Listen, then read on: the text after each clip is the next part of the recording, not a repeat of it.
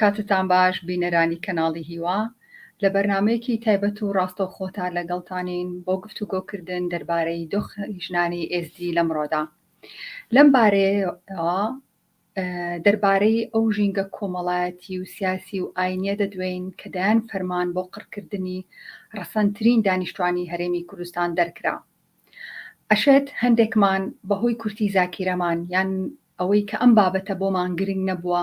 دۆخی ژنانی ئێزیدی و ئێزیدیەکانمان لەبیر کردبێ، بە تایبەت لە دوایین قڕکردن کە لە ساڵی 2014 ڕوویدا. بۆ گفتوگۆکردن دەربارەی دۆخی ژنانی ئێزیدی میوانداری بەهار عەلی دەکەین کە بەڕێوەبەری ڕێکخراوی ئێمە و هەڵسوراوی فێمینیستیە. هاوڕێ بەهار، ئەم کاتت باش بەخێربەی.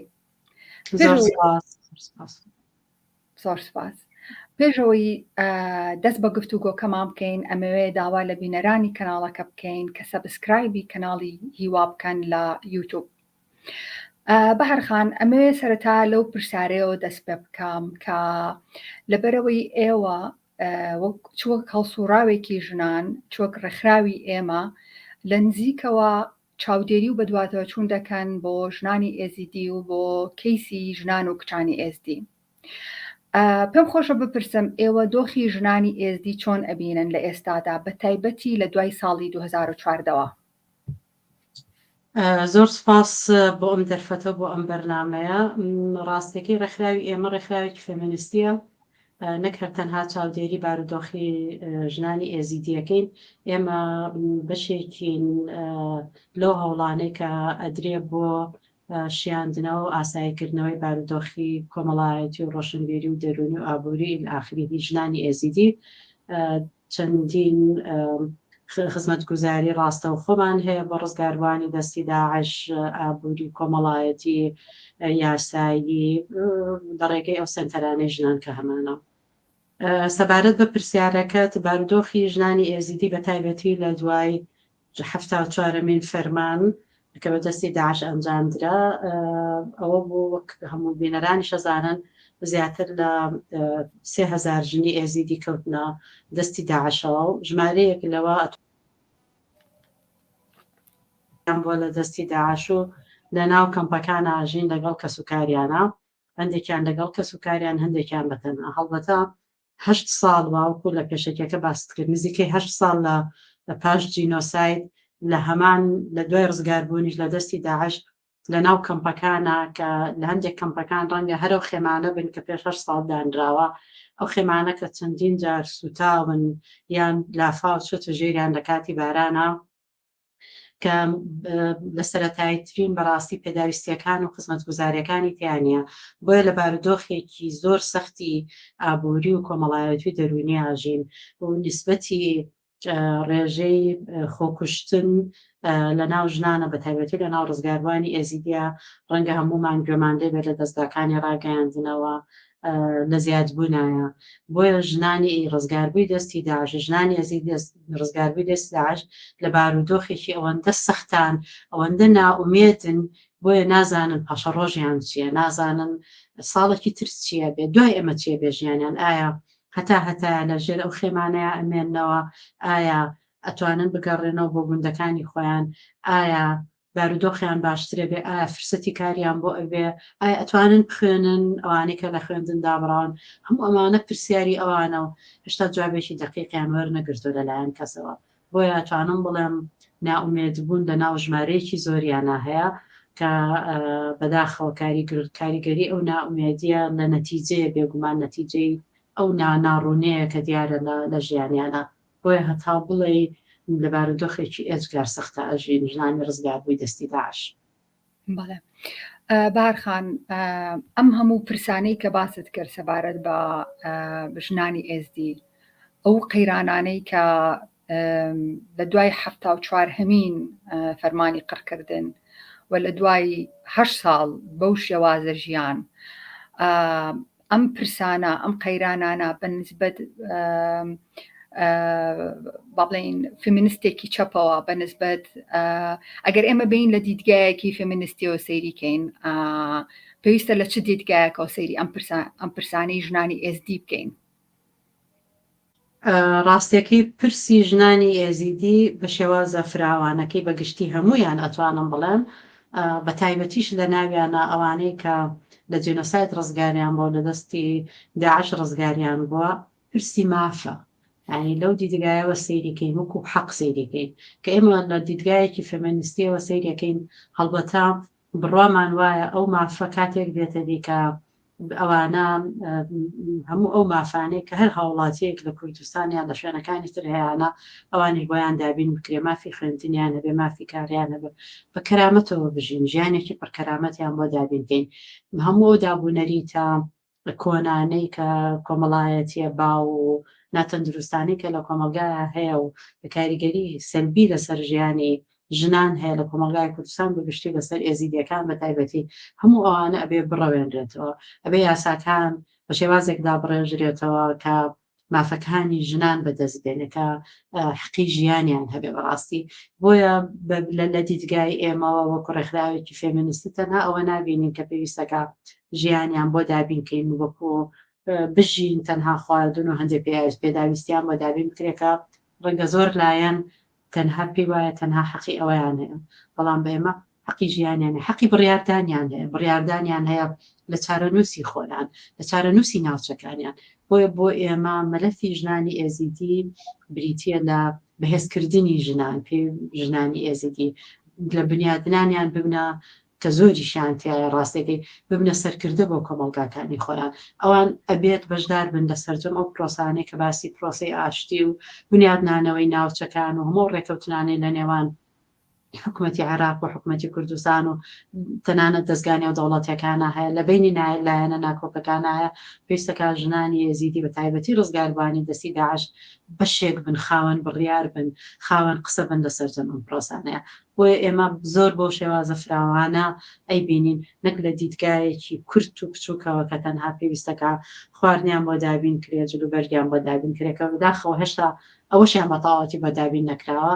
وەک کەسێکی ئازاد کەسێکی بەتوانە کە خاوەنی قسە و بڕیاری خۆی بێت ئێمە بۆ فراوانە لە مافی ژنانی ئێزیدی و بە تایبەتی ڕزگاربووان ئەبینین کە بەشێک بن لە بنیادنانەوەی کۆمەڵگاکەیان ساحێبی بڕیار بنەوەیە. بەڵێ لا مەسەلەی قڕکردنی ئێزدیەکانە هەڵبەت تەنها ژنان قڕ نەکراون بەڵکو پیاوان و مناڵانیش قڕکراون کەسێت ئاینەکانیان ئێمە ئەگەر سەیری دۆخی پیاوانی ئێزدی بکەین ینی ئەگەر ئێستا لە هەمان کاتە سەیری دۆخی ژنان و سەیری دۆخی پیاوانیش بکەین ئەتوانین بڵین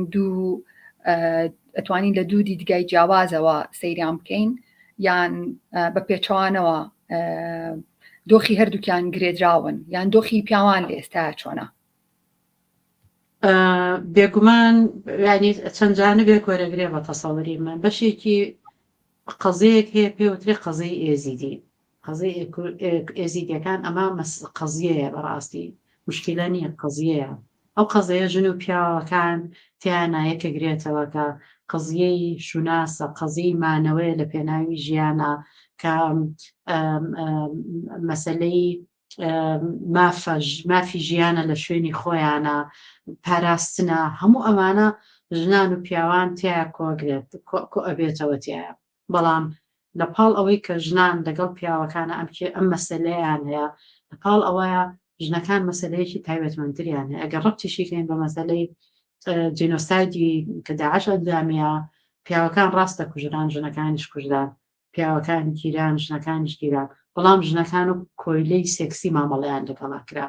ژنەکان کڕین و فرۆشتنیان پێوە کرا ژنەکان بە چاوێکی سوک سەیریان کرا ژنەکان لە کەرامەتیان دابڕێنران بۆیە ئەمە سیرەکەین ژنان بارودۆخەکەی وای لێ ئەکات کە قەزەیەکی تایبەتی تری هەیە یان بۆیە ئەم قەزە تایبەتی تریان ئەو مامەڵەیە کە کۆمەلگایان داعش لەگەڵیەکە پێویستی بە مامەڵەیەکی تایبەتی هەیە لەگەڵیانە بۆیە کاتێککە باز لە بنیادنانەوەی کۆمەلگای ئێزیدیەکەین هەڵبەتە بێ پرۆگرامەکان بۆ ژنان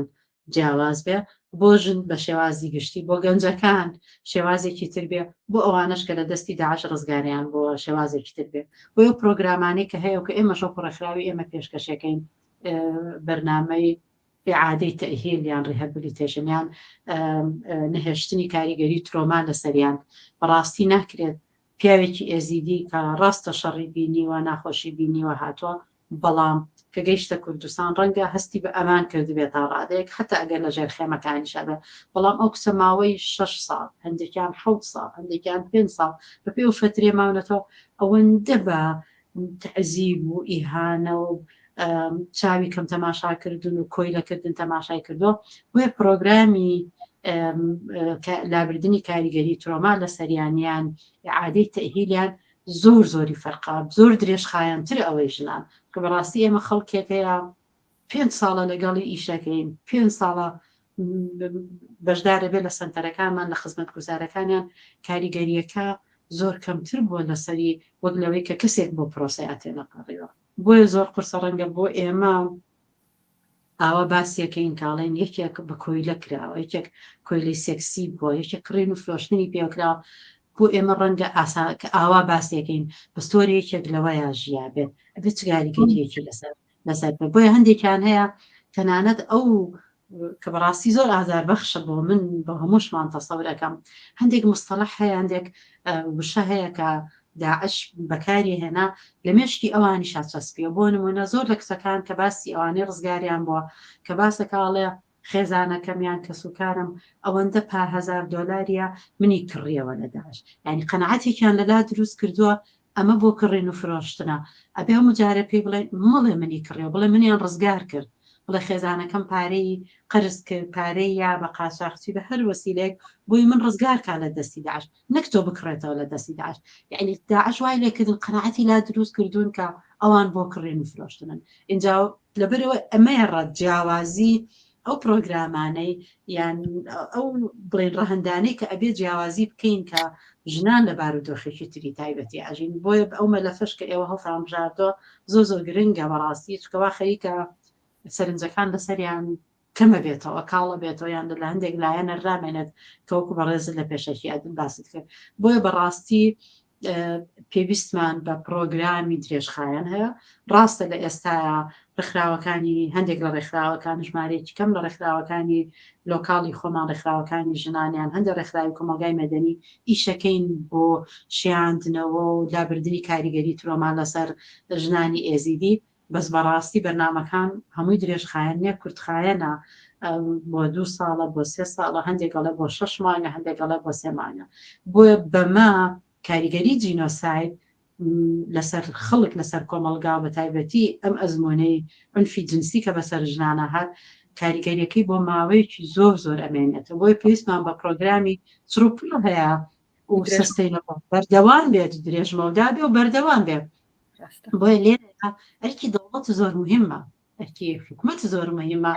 دەوری قیادی وەربگرێنەوەیە کە بەداخەوە تا ئێستا ئەو دەورە قیادەی وەرنەگرتووە بۆ لابردنی کاریگەریەکانی جێنۆساید و عنفی جنسی لەسەر ژنانی ئێزیدی ڕاستە ئێمە لە بەشێکی بەرنامەکە هەڵبەت باسی ئەو ڕۆڵە ئەەکەین بەس پێم خۆشە لێرە بپرسم بۆچی دۆخی ژنانی ئێزدی بەم ڕۆژە گەیشت و ئەوەی کە ئێستا باسیەکەی چ ئەنجامێکە ئەو بۆچی زۆر جار ژنان ئاوا بە تەنها جێ هەڵڕێن و جار لە دوای جار فەرمان لە دوای فەرمان ئەوان بەو شێوازە قڕ ئەکرێن بەشێکی پرسیارەکەت پەیوەندی بە هەموو ئێزیدیەوە هەیە نەک ژنان مەسەلەن بۆچی فەرمان لە دوای فەرمانە بۆچی قڕەکرێ بۆچی داهمیشەکرێ پێم وایە ئەوە ژنان و پیاوان مستەهدەفن لەوەیە ڕاستێکی ئەساسی قەزیەکە ئەوەیە کە کۆمەلگای موسڵمانی کوردستان عێراق دەوڵەتی عێراق کۆمەلگای موسڵمانی دەوڵەتی عێراق ئێزیدی قوبوڵ نییە چونکە ئەو ئیتیجا هەیە کە ئەگەر زۆر دوور نەڕۆین بۆ تاریخێکی زۆر دوور نەڕۆین هەرسی 100 ساڵی ڕابردوو بکەین بە پلاندان بە پلان داڕێژراوی پلانی نەهێشتنی پێکاتەکان لە کوردستانە هەیە کە ئێزیدیەکان یەکێکن بۆ پێکاتانێک کە لە هەموو کەس ڕەنگە مستەهدەفتر بن چکە بەشێکی لەبەرەوەی کوردن لەبەرەوەی هەموومان قەرزاری کۆمەلگای ئێزیدین کە کوردیان هێشتۆتەوە هێشتا تا ئۆتوانیانە پارێزگاری بکەن لە ناسنامەی کوردی و لەمانەوەی کورد لەم ناوچانێکە هەیە دوو لەبەر تێڕوانینی ئەوان بۆ ئەوەی کە ئێزیدی کتێبێکی پیرۆزی نییە بۆیە پێیان وایەت ئەبێت نەمێنێت بەڵام ئەگەر تۆزێک بگەڕێنەوە بۆ دواوە نەک ئێزیدیەکان مەسەلاً کریسیانەکان چەند ملیۆن کریسیان لە عێراقا ئەژیان ئێستا هەمووی ڕەنگە 150,000 ئەوەی کە باسی ئەەکەن مابێت تۆمی لە کوردستانەژی جوولەکە لە کوردستان لە عێراقا نەماوە ئەرمەن لە عێراقان ئەمە بەستەری هەموو پێکاتەکان کەی نەماون کەواتە ئەوە ئەمانگەێنێ بۆ قەنەعاتی کە سیاسەتێکی داڕێژراو هەیە بۆ بە ئیسلامکردنی کۆمەلگای عێراقی کە بێکمان کوردستانی زۆر مستهدەفەوە ئەنج ئالەمەیە لەم جانبەیە ژنان و پیاوان هەموو مشتەرەکن لە ناو ئێزیدیا چونکە پلانی قڕکردنیان هەیە ڕەنگە دوایش بینە باسی کە تەهمیشکردن و وەلاخستنیان لە هەموو ژیانە لە مێژووە کە گەشتە بۆ ئەمڕۆ بۆی ئەوەی ئەمڕۆ ڕوویە بەشێکە لە جێبەجێکرد بەردەوام بوونی جێبەجێکردنی ئەو پلانە دوو بۆچی ژنان ڕەنگە پرسیارەکەت بەشێکی ئەوە بووکە بۆچی ژنان زۆر مستەهدەف بوون لە ناویانە لەبەرەوەی ژنان وەکو چەک لە کاتی شەڕا بەکارێنن چکە کەرامەتی ژن لە کۆمەلگا تەقلیدیەکانی وەکو ئێمەیە کەرامەتی ژن کەرامەتی کۆمەلگایە کەرامەتی عشیرەتەکەم بە کەرامەتی پێک هاتەیەکە یی خێزانە ئێمە بۆ جۆرە ژنە بینین لە کۆمەلگای ئێمە وەسفەکرێ بۆیە کاتێ ئەو ژنێکی ئێزیدی ئەهێنێت وەکو کۆیلەیەکی سێکسی تەعاملی لەگەڵەکە ئال لە ڕێگای ئەوە تحقیری کۆمەلگای ئێزیدی بکە ئەوێت کەرامەتی ئێزیدی کۆمەلگای ئێزیدی کەرامەتی کورد بشکێنە ڕاستەکەی ئەو هەدەفە لە پشتێوەتی بۆیە وەکو سیلاحێک لە شەڕ بەکارەهێنرێ بۆ بەجێ ڕاون پرسیاری دووەمە چونکە دائیمە لە کاتی شەڕە زەرەرمەندی یەکەم شەڕ کاتێ زەرەرمەندی یەکەم لە کاتی شەڕە گروپە پەراوێزخراوەکانە vulnerable گروپن کە ئەوانەی کە زۆرترین بۆیە کۆمەلگای ئێزیدی لەو گروپە پەراوێزخراوانەیە لەناو ئەوانە ژنان کە مهمەشن لە کۆمەلگایە کە بە لاواازترین تەصنیفەکریان لەبەرەوەی بەڕاستیش لاواازترینن لە ڕووی خزمەت گوزاری لە ڕووی پێگەیاندن لە ڕووی بەهێزکردنیان ئەو تەرکیزە هەرگیز لەسەر ژنانی ئەزیدی نەبووە بۆیە ئەوانە دائیمە بە ئاسانتر دەست ئەگاتە سەریان و بەڕاستیش زۆر مەقسوود بوون داعش بە تایبەتی زۆر بە پلان و بەرنمەیەکی تۆکمە داڕێژراوی پێشوو ئەو پلانیان جێبەجێ کردووەکە ژنەکان بگرن ژنەکان جیافەنەوە لە پیاوەکان وەکو کۆی لە تەعاملان لەگەڵا بکەن بۆیە چ وەسیلەیەک هەیە بۆ پاراستنی خۆیان ڕەنگە پیاوەکان هەندێک لە پیاوەکان سیلاحیان هەبوو ئێمە زۆر لە ژنەکان کێنەوە بۆ تۆ نەتوانی ڕاکەی بۆ براکە توانی ڕای بکە بۆچی تۆ نەتوانێ ڕاکەی پرسیارێکی زۆر بەڕاستی پرسیارەیەتە گوێمانەوە بۆ لە خێزانەکەیە بەس کچەکان گیران پیاوەکان لە هەندێک خێزان تاانان بۆتە هەندێک خێزانە هەمووی قڕکرا زۆر لە کچەکان باسیەوە کاڵێ بۆ نمونە سیارەیەکمان هەبوو لە ماڵەوە براکەم لێ خوڕی ئێمە سایقی نازانین ئەو سیارەکەی بر ئێمە خوێنەوار بووین خوێنەواریمان نەبوو شتەکان ببینین بخوێنینەوە بزانین چۆنە ئێمە تەسەورمان نەکرد کە ئامادە نەبووین ڕۆژێک لە ڕۆژان کە ئەوەندە بەهێز بین بتوانین پێشبینی شتەکان بکەین بۆیە زوو تەسلیم بووین ئەوانەی کە گیرانیان نەیانزانین چۆن ڕابکەن هەندێکیان تەلەفۆنیان نەبوو هەندێکیان خوێندەواریان نەبوو تاوەکو شتەکان ببین بۆیە بەڕاستی دائیمە گروپی پەراوێزخراو بەکە ژنان زۆر بەداخەوە دایمە لە گروپە پەراوێزخراوەکانن هیچ جۆرە بە شێوازێک بەهێز نەکراون ئیمپاوەر نەکراون کە لە کاتی ئەزمەکانە بتوانن زوو فریای خۆیان بکەون وەکو پیاوەکان فریای خۆیانەکەون هەڵبەتە بەشێکیشی بێگومان داعش مەقسوود بوو ژنەکان نەکوژێت بیانگرێ بۆی وەکو کۆی لە تەعاملیان لەگەڵا بکە بۆیە نەتیجەیە ئەوەی ئەیبینین نەتیجەی ئەو تەهمیشەیە ئەو وەلاخستنەیە کە بە سەدان ساڵە کۆمەلگای ئێزیدی زۆر بە مەقسوودی وەلانراوە دوایەوە کۆمەلگایەک شنگال و کۆچ و ئەو ناوچانە نازانم ئەگەر بینیوتان من بینیومە بەڕاستی هیچ وەسیلەیەکی خۆپاراستنی تیانەیە خانوەکانی زۆربەی لە قوڵ دروست کراوە جادۆبانی باشی تیانەیە حتا وەسیلەی تەواصل لە بینی یەکتریا زۆر کەم بۆ باوانەی کە باسیەکەن بۆیە تۆ لە هەموو ئەمانە بێبەشبی بێگومان لە کاتێکە کە تووشی ئەزمەیەکی ئاوا گەورە بیا تووشی هێرشی جینۆسای دەبیتەوە زۆر بە ئاسانتر کۆنتترۆل ئەکرێ و ئەگیرێتە ئەوکو هەر گروپێکی تر بۆیە بەڕێی من نەتیجەی تەهمیشە کە بەرامبەر بە ژنانی ئێزیدی زۆر بە مەقسوودی کراوە بەرخان کۆمەڵگەی کوردستان، حکوومەتی هەرێم، حکوومەتی عێراقی تا چەند بەرپرسیارن لەوەی کە بەسەر ئێزدیەکانە هاو و ئەوەی کە بەسەر ژانی ئێزیدیشە هاو؟ بێگومان وەکو باسم کرد عێراق بەرپرسیاری یەکەمە بە تەسەوری من دەوڵەتی عێراق بەرپرسیاری یەکەمە بەسەرەوەی کە بەسەر کۆمەلگای ئێزیدیەکانە هات چونکە منطقەی ناوچەی ئێزیدیەکان کەوتۆتە ناوچەی مادەی ١40ەوە ناوچەیەکە کە هیچ خزمەت گوزاریەکی پێنەگەیشتووە ژماری قوتابخانە کەم، ژماری خزمەت گوزاری کەم، ژماری ئاو کارەبا هەموو ئەم خزمەت گوزاریانەکەم بوو، تەنانەت زمان، تەنانەت هەویە، تەنانەت گۆڕانکاری لە ئیتیجاهی ئاو، هەرچەنە ناوچەیەکی زراعیە گۆڕانکاری لە ئیتیجاهی ئاو بۆی بە ناوچەی ئێزیدیەکان ناتێنەپەڕێ بتوانن تەمەتراوکەن بە ئاویان هەبێ بتوانن زراعەیەکی باشکەن. بۆیە ئێزیدیەکان تەنانەت ژنەکانیشیان بە ئاژەڵداریەوە خەریک بوون کە زۆر جار بە دوومان و سێمانش لە ناوچەکانی خۆیان دوورکەوتونەتەوە بۆی بتوانن ژیانی خۆیان دابین بکەن، قوتی ژیانیان دابین بکەن. ئەمانە هەمووی دەوڵەتی عێراق لی بەرپرسیارە لەو تەهمیشکردنە. دوو لە پێش داعش و لە کاتی داعشیشە هێزەکانی عێراقیش لەوێ بوون. ئێستا باسی هێزی کوردستانی شەکەم بێگومان هێزەکانی عێراق لەوێ بوون، ئەوان مەسئولی یەکەمن لە پاراستنی ئەو خەڵکە. بەس بەڕاستی زۆر بە ئاسانی بەجێیان هێشت یەک قەشیان نەکرد. ڕاستە پێشمەرگەش لەوێ بوو، هێزی کوردستانیش لەوێ بوو، بێگومان ئەوانش ڕەنگ بوون هاتەنە بەداخەوە تا ئێستا هیچ دراسەیەک لەسەر ئەوە نەکراوە کە بۆچی هەمویان بەجێیان هێشتن نازانین، یعنی چۆنە بەڕاستی بەزەوەی گوێمان لێ بێ هێزەکانی پێشمەرگەکە لەوێ بوون، ئەوانیش هەر لەگەڵ هاتن و هێرشی داعشە ئەوانشی سیحابیان کرد هات ئەوان مبەڕیرەکەیان ئەوەیە ئەڵەیە ئێمە هیچ چکێکمان نەبوو بتوانین بەرەنگاری داعش ببینەوە. ئەمە تا ڕادەیەکی زۆر ڕاستی تیا هەیە بە قەنەعەتی من، چکە من تەدریبم بۆ پێشمەرگە کردووە، هەندێک لەو پێشمەرگانەی کە لەو کاتانە لەوێ بوون باسی چەکەکانیانەکەن کە ئەڵێ هەر ئیشیشی نەکردە چەکەکانمان ئێمە چۆن بتوانین لە بەردەم ئەو چەکە پێشکەوتووی کە ئەمریکایا بووی بە دەوڵەتی عێراق و دەوڵەتی عێراق بەجێ هێشت تەسلیمی ئەتوانم بڵم تەسلیمی داعشی کرد ئەگەر موامەرە بۆ هەر شتێکی ناوەنی ئەوان بەو چەکە بە هێزە پێشکەوتووە بوو هێزەکانی پێشمەرگەکە لەوێ بوون چێکی هەتا بڵێ شڕ و دواکەوتو ئیشی ناکردمانە، بەڵام ئەوەش هەر مبەڕر نییە کە بەجێ بهێڵڕێ. بۆی بەڕێی من دەوڵەتی عێراق یەکەمین لایەنی بەرپرسە بەرامبەر بەوە کوردستانیش بەشێکی تەحملەکە بەڵام بەشێکی زۆر بچووکی تەحملەکە. بۆیە کاتێک کە مووسڵ گیرا پرسیارەکە ئەوەیە کاتێک کە مووسڵ گیرا ئایا پێشببینی نەئەکرات کە داعش بەرە ئەم ناوچانە بێت؟ ئەنی پێم وایە تێنەگەیشتنە لە سیاست، تێنەگەیشتنە یان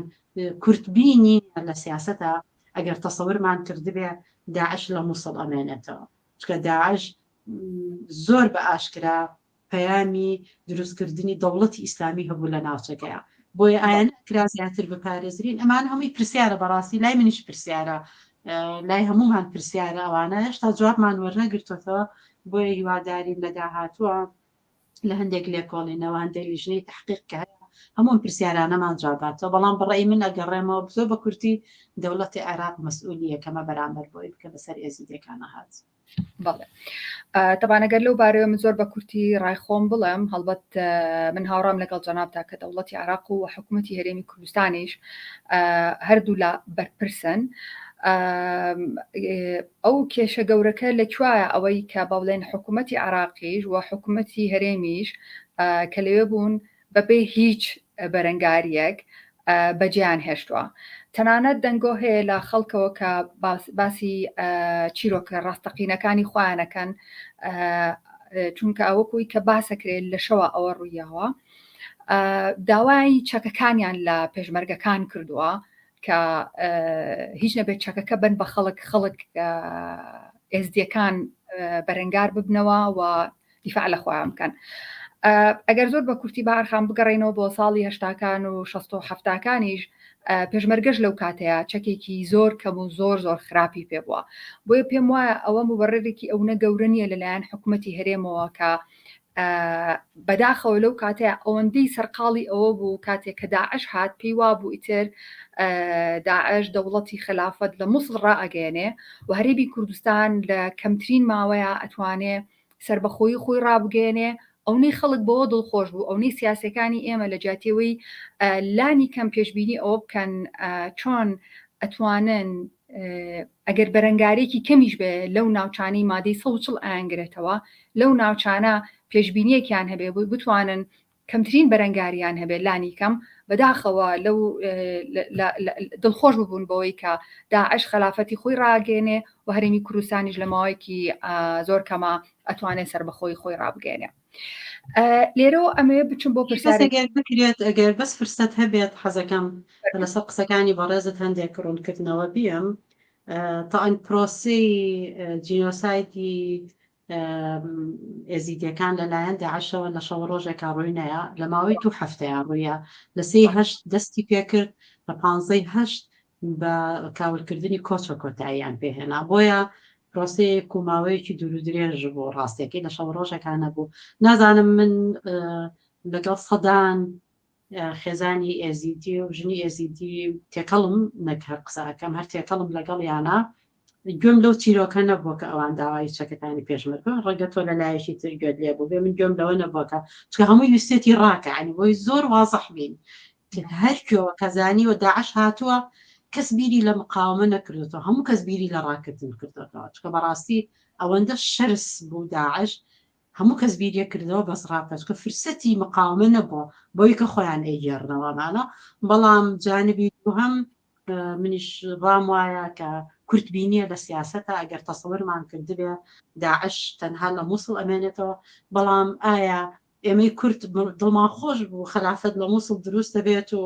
ئێمە دەوڵەتی کوردستان دروستەکەین تۆزێ ئالەوەیە هاوڕانیم لەگەڵت بەڕاستی چونکە هیچ کەس دڵی بە خلافەتی ئیسلامی خۆش نەبوو کە دروست بێ بەڵام بڵێ زۆر کەس ڕەنگە منیش لەو کەسانە بووم ئەگە فرسەتێکە بێت دائیمە ئەزمەکان کە یە فرسەتیشی تیا هەیە ئەگەر فرسەتێک بوو بێ بەس دەوڵەتی کوردستان دروستکەین بۆنا بەس پێم وایە قیادەی سیاسی کوردی نەیتوانی بەزیرەکانە تەعامل لەگەڵ ئەو مەلەفەیە بکات کە بتوانێت ئەو ئەزمەیە هاتوۆتە ناوچەکەەوە فرسەتی لێ ببینێت بتوانێت ئەوەی کە زۆر بمان هەوڵی بۆ ئەین بوونی دەوڵەتێکی سەربەخۆی کوردستانە دیکە ئەوە یەکێکە لە هەڵە هەرە گەورەکانی کە بە قەناعەتی من سەرکردایەتی سیاسی کوردی بە هەر حاڵ بێنەوە سەر بەڵێ دەستخۆش بۆ ڕوونکردنەوە هەڵبەت لەبەرەوەی کە مەساحەیەکی گەورەی بۆ منە شنگالت هەیە کۆجۆت هەیە هەموو ئەو گوندانت هەن کە سەر بە شنگالن یا سەر بە سنجارن ئەمان وەکوی کە باست کرد و نادیە مرادیش لە کتێبەکەی خۆیان باسێکە کە سەرەتا چۆن و هەموو پرۆسەیەکی قڕکردنیش بەو شێوازە دەست پێەکە یا جینۆساید بەو شێوازە دەست پێەکە کە یەکەم جار ئابلوقەیە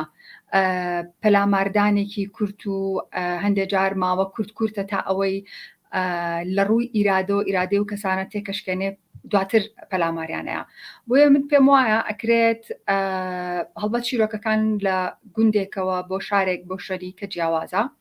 بەڵام ئەوەی کە باسەکرێ و ئەوەی کە هەمیشە وەکو گلەیەک باسەکرێ ئەوەیە کە بە تەنها جێهێڵران لەن هەردوو حکومەتەکەشەوە نامۆی زیاتر لەسەر ئەو بابەتێ بڕۆین ئەگەر بچینە سەر پرسیارێکی کە جارجار لە میدیاکانە لاوچێ بروورێنرێت جارجار باز لەوە کرێ کە ئێستاش بە هەزارەها ژنی ئێزدی لە بندستی داعشا ماون و باز لەوە کرا پێشتر بە کۆیلەی سێکسی مامەڵیان پێکرا و ئەفرۆشرایەوە ئەو کوی کە باست کرد خێزانەکان هاتوون بەشێک لەم کچانی خۆیان کە سوکاری خۆیان ڕزگار کردووە ڕخراویشە بوو لە وارەیە کارێ کرد ئێوە هیچ زانیاریەکتان هەیە لەسەر دۆخی ئەو ژنانەی کە ئێستا لە لای داعشن هیچ داتایەک هەیە کە پێبان بڵێ ئەوە ژن و کچ لە بەردەستی داعشا ماون و بۆ شێوازە مامەڵیان لەگەڵاکرێ بەنسبەت داتاکان تقدیرەکان ئەوە بوو لە سەرەتایەکان نزیکەی 3000 ژن و کچی گەنج گیراون ئێستا باس لەوە ئەکرێت نزیکەی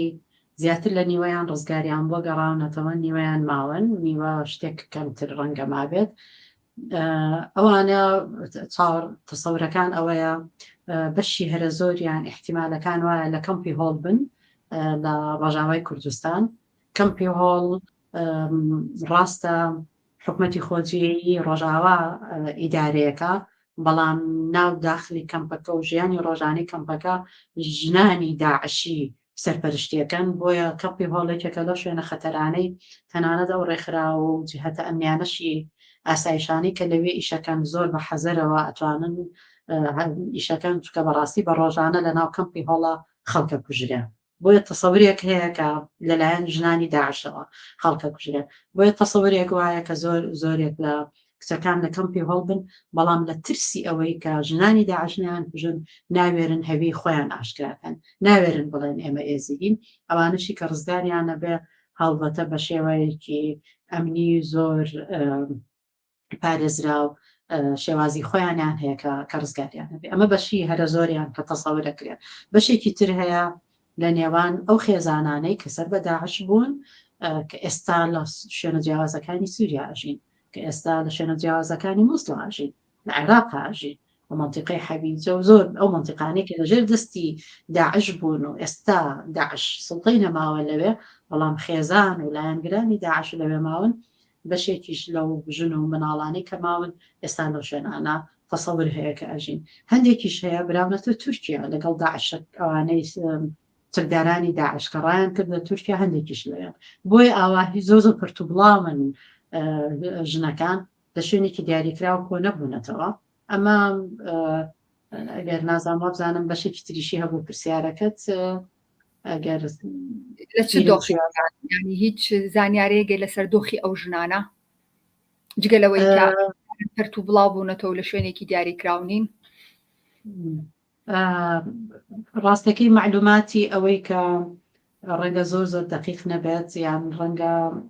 کەمترین معلومات بگات لەو بارەیەوە، چکە کەم کەس هەیە لە نزیکەوە ئاگاداریان بێت، هەتا نێنە دەرەوە خۆیان خەڵک باسی ناکات. بۆیە ئەو معلوماتی کە منەی زانم باسی قسەی ئەو ژنانە ئەەکەم کە لەوێ ڕزگاریان بۆ هاتوێتەوە. ئەوانەی کە لە ناو کەمپی هۆڵن بەڕاستی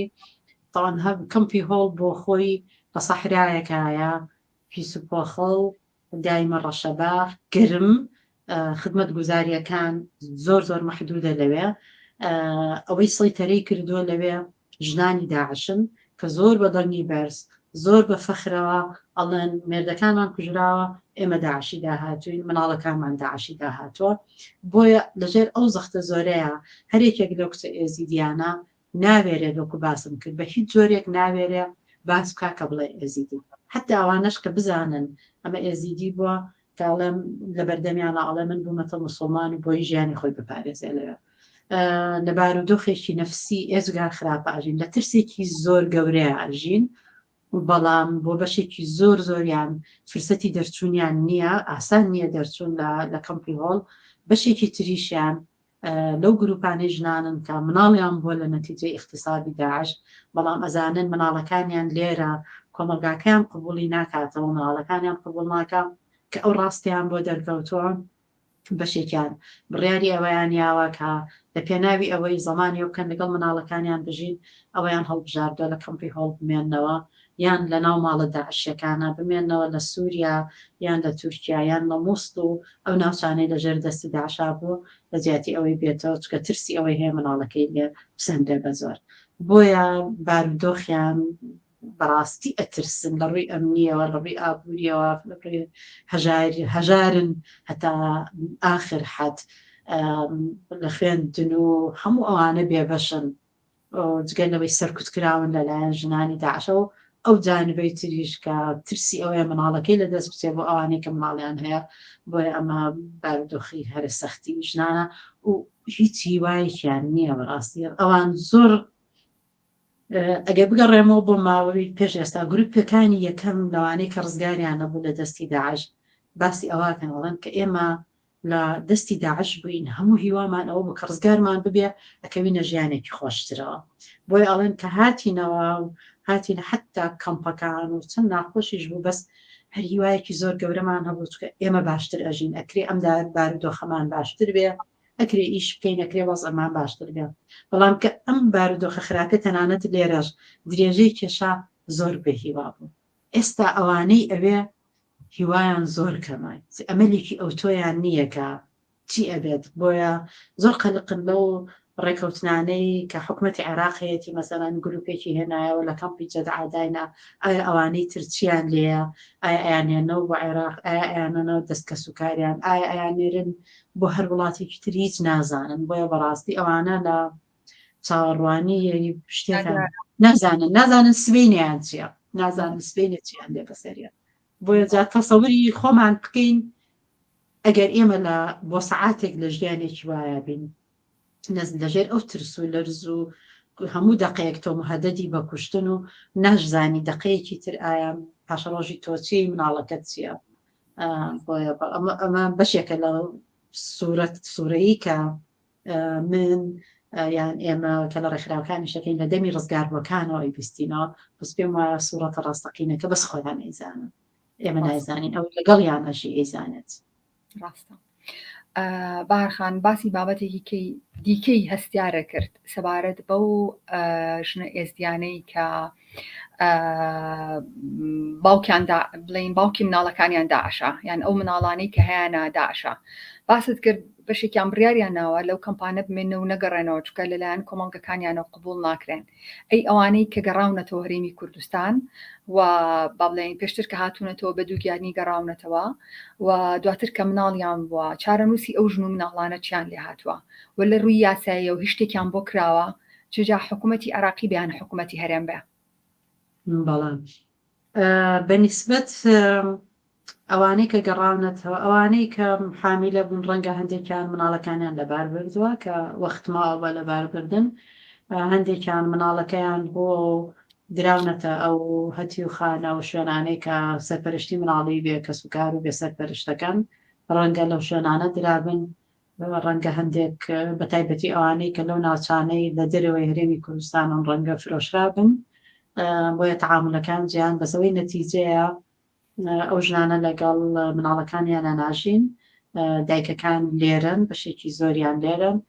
زۆرێک لەوانە کە مناڵیان هەبوو مناڵەکانیان لە ڕۆژاوا بەجێ هێشتووە لە هەتیوخانەکان مووسڵ و بەغدا و ئەم شوێنانە بەجێیان هێشتەوە بۆیە دابڕێنراون لە مناڵەکانیان لە بارودۆخێکی دەرونی خراپە ئەژین هەندێکەیە مناڵەکەی بۆ کە هاتوتە دەرەوە نازانێت مناڵەکەی چی لە بەسەر هاتووە بۆ کوێبراوە بەداخەوە ئەمە وەزعەکەیە ئاوا هەیە زۆر جۆرا زۆرە لە ڕووی یاساییەوە مشکلەکە ئەوەیە لە عێراقا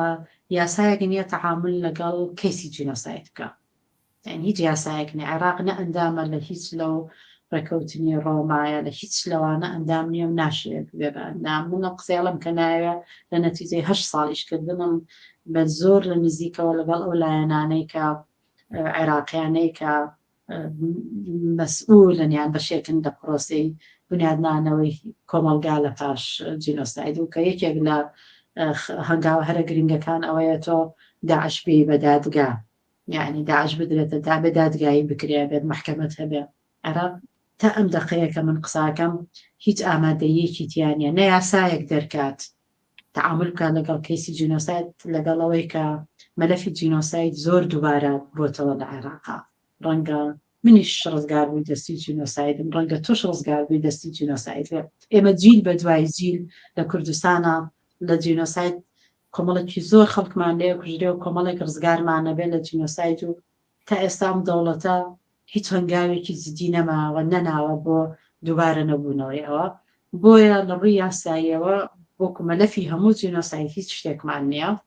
لە ڕووی ئەوەی کە ئەو مناڵانەی لە نەتیجە اختصابیان لە کاتی شەڕ لە دایکە بن لەوەشە هیچ یاسایەکمان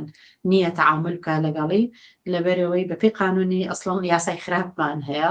بەپێی قانونی عێراقی ئەو مناڵی کە لە باوکی نادیارە ئۆتۆماتیکیە نەبێتە موسڵمان بۆیە ئەمە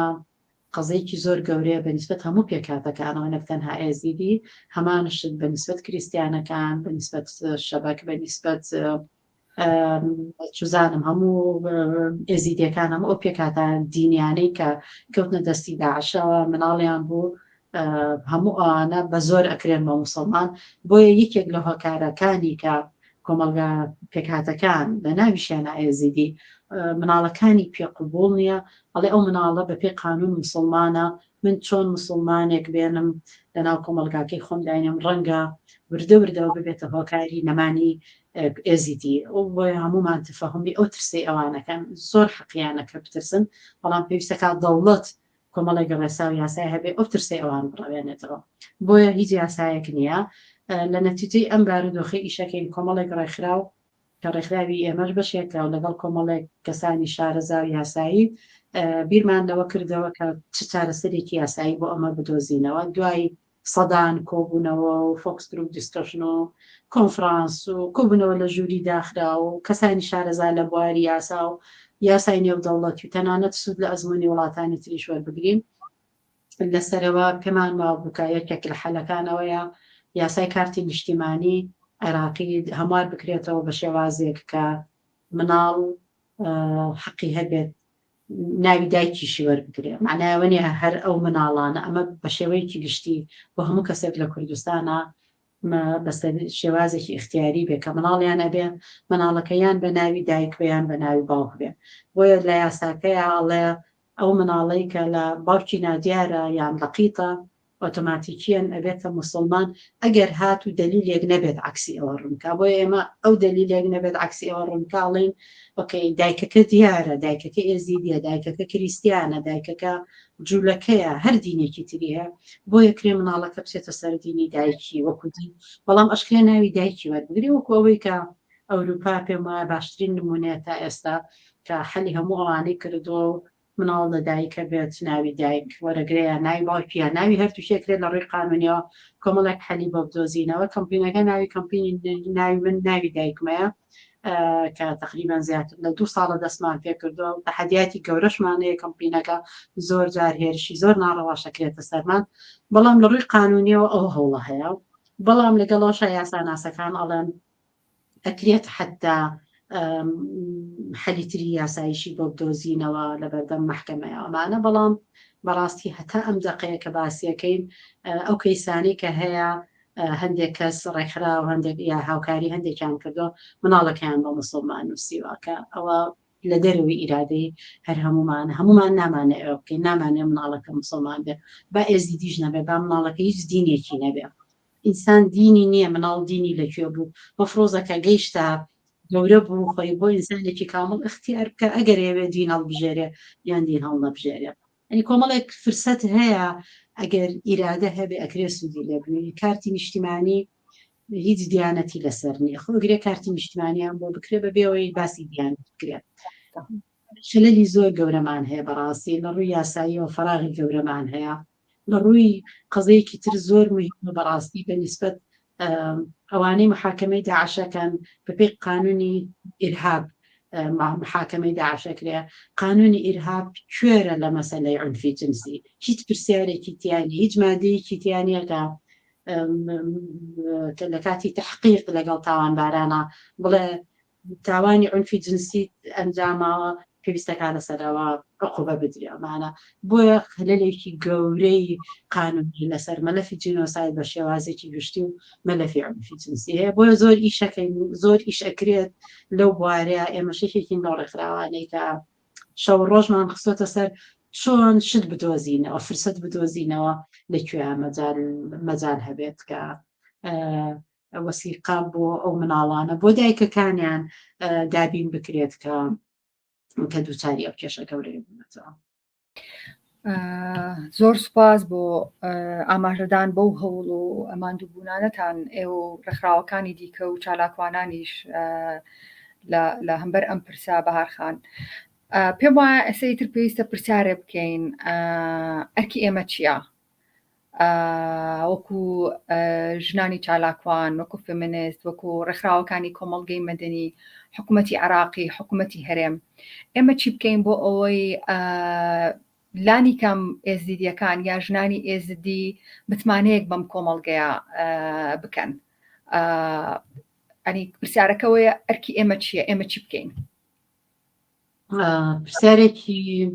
کورتە بەڵام زۆر قورسە بەڕاستی پێم وایە ئەرکمان ئەرکەکانمان ڕەنگە هەمومان ئەرکمان هەیە بەس ڕەنگە هەریەکەمان بەشێکی ئەو ئەرکە لە ئەستۆ بگرین ئەوەی لە توانایە هەیە خزمەتگوزاری یاسایی و دەرونی و کۆمەڵایەتی و ئابووری و تەندروستی دەرونی و تەندروستی بۆیان دابین کات ئەگەر ڕێکخراوەکان بێت ئەگەر موسساتی حکوومەت بێ پێم وایە ئەوە پێویستەکە هەر بەردەوام بین لەسەری بۆ دەیان ساڵی تریش و زۆر بەجددی تریش پێویستەکە ئیشی لەسەر بکەین پێویستەکە پرۆگرامی درێژخایەنمان هەبێت بۆی تەعامل بکەین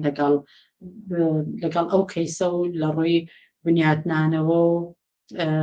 لابردنی کاریگەریەکانی ترۆما و جینۆساید لەسەر ژنانی ڕزگار بدەستی داعش ئەوەی لە ڕێگەیاندنە بەنسبەت صحفیەکان بەنسبەت دەستگاکانی ڕاگەیاندن بە هیچ سوۆشیال میدیا لە هەر بوارێکە ئینسان کە لە بواری ڕاگەیاندن کارەکە پێم وایە لە زۆر لە بیدایەتی بەرنمەکەی ئاماژەت پێکرد کە ڕەنگە هەندێکمان بیرمان چوو بێتەوە ڕەنگە هەندێک هەر ئێستاش نەزانێ چۆن ئەڕباتۆمانە بۆیە ئەرکی هەمومانە و بەڵام ئەرکێرە گەوراکەوێتە سەردام و دەستگای ڕاگەیاندن و سەرڕاگەیاندکارەکان کە ئەم قەزەیە بە گەرمی بهێڵینەوە بە بەردەوامی بیری کۆمەلگای بێنینەوە بیری دەسەڵاتی بێنینەوە بیری دەوڵەتانی عالەمی و دەوڵەتی بێنینەوە کە قەزیەیەک هەیە قەزەی جینۆسایدی پێکهاتەیەکی ڕەسەنی ئەم ناوچەیە وا خەریکە لە ناویان ئەبن ئەم قەزەیە هەیە بێت عاملی ئەبێ دەعم بکرێ ئەبێ بپارێزرێ ئەنی ئەمە ئەعلامەتوانێت دەورێکی زۆر گەورە ببینە ئەرکێکی ترمان ئەوەیە خۆ ناکرێت ئەوانە هەتایە لە ناو خێمەیە بمێننەوە ناشکرێت هەمویان بچنە دەرەوەی وڵات بەڕاستی چونکە ئەوەی کە ئامانجی دوژمنەکانمانە و ترسی هەمومانە کە و گۆڕانکاری دیموگرافیە لەو ناوچەیە ئەکرێت وەکوتم جوولەکە نەما جوولەکە پێکاتەیەکی ڕەسەنی ئەم ناوچەیە بوون مەسیحی وا خەریکە نامێنێ ئێزیدیش بۆ ئیتیجاها ئەیبان بۆی نەمێنێ بۆیە نەحل ئەوەیە خەڵکەکە هەمووی بچێتە دەرەوە بۆی ئەبێت ناوچە ئیش بکەین ئەدڤۆکەسی بکەین بۆی ناوچەکانیان ئارام بکبێتەوە ناوچەکانیان دوور بکەوێتەوە لەو ململانێ سیاسی و عسکەری کە لە بینی هەموو پێکاتەکانە لە هەیەزەکانی خۆمان پێشمەرگە چ ئەوانەی پکەکەکە لەوێن چه حەشدی شعبی چه حکوومەتی عێراق چ دەوڵەتی تورکیایە من ساحبی قەرار نیم کێ لەوێ بژی کە حکومەکە ئەوە گەڕێتەوە بۆ خەڵکی ناوچەکە کێی بەدڵە چۆن ئەژی لە ڕووی ئیداریەوە ئەبێ سەر بەکێ بێت چۆن بێت ئەوە ئێمە دیاری ناکەین خەڵکی و ناوچەیە خۆیان دیاریەکەن ئیش و اختصاص و حەقی تەنها ئەوان خاوەن حەقن ئەو بڕیارە بن بەسەوەی ئێمە ئەتوانین بیکەین داوا بکەین لە هەموو ئەم لایەنە پەیوەندیدارانە تکایە ململانێت شخصیەکانی خۆتان حزبیەکانتان عسکەریەکانتان ئەجەندەکانی خۆتان دوور بکەنەوە لە ناوچەی ئێزیدەکان بۆی خەڵکەکە بگەڕێتەوە لەناو ئەوانیشە بێگومان باشترین شوێن بۆ ئارامکردنەوەی دەرونی ئینسانەکان گەڕانەوەیەتی بۆ شوێنی باوباپیری خۆی کە جیا هەبژی ئەوە تاقە شوێنەکە پێمامومان هەست بە ئارامیەکە من بۆ خۆم لە هەڵەبجە لە دوای کیمەبارانی هەڵەبجەوە لەوێ نەماوە ئێستاش کاتێکە هەندێک تەمرینەکەم بۆی هەست بکەم ئارامە بمەوە جاری وایە ترینەرەکان وڵێن چاو بنووقێنە و خەیاڵ بکە لەو شوێنەی کە دڵت پێی خۆشە بەڕاستی من هەڵەبجە و شوێنەیە کە هەڵەبجەیەتە بەرچاو یەکەم خەیاڵی خۆمەوە من لە هەڵەبجەم بۆی ئارام ببمەوە بۆیە بێگومانم کە خەڵکێکی زۆر شەر نییە هەمووی ئارام بوونەوە شوێنەکەی ژیانە لە شوێنەکەی خۆت بەڵام ژیانێکی وەکو پێشوونە ژیانێکی بەکەرامەت ژیانێکم پێداویستیەکانی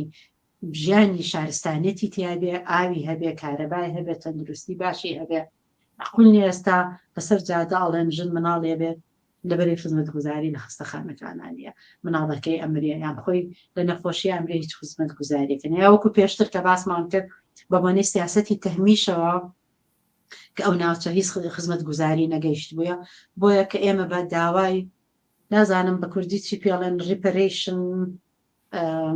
وەک بڵێ ئیسلاح یان نازانم بەڕاستی مستەڵەحەکە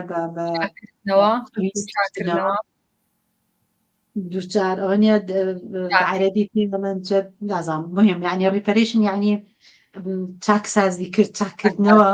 ئەگەر بابێت چاکردنەوە بەڵام چاکردنەوە نەک تەنها گەڕانەوە بە دابینکردنی مافی یاسایی و ئابووری و کۆمەڵایەتی و دابینکردنی ژیانێکی پڕکەرامەت و بە پێی مستەزەمات و پێوەرەکانی سەردەم بگونجێ. پێم وایە ئەوە تاقەحەل و دوا چارەسەرە بۆ هەموو ئێزیدیەکان و بۆ ژنانیش کە لە دەستی داعش بەو ژیانە ناخۆشایە تێپەڕین بۆ ئەرکی هەمومانە ئەدڤۆکەسی بکەین لە پێناوی ئەوەیە